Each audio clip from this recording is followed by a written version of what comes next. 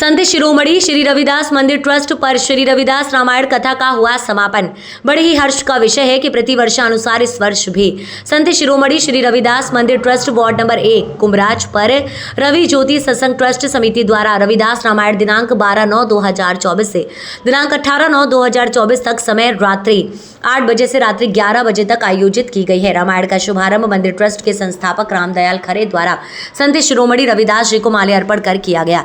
रविदास रामायण का वाचन प्रवक्ता राजू खरे के मुखारबिंद से संगीतमय और बहुत ही सुंदर शब्दों में किया गया।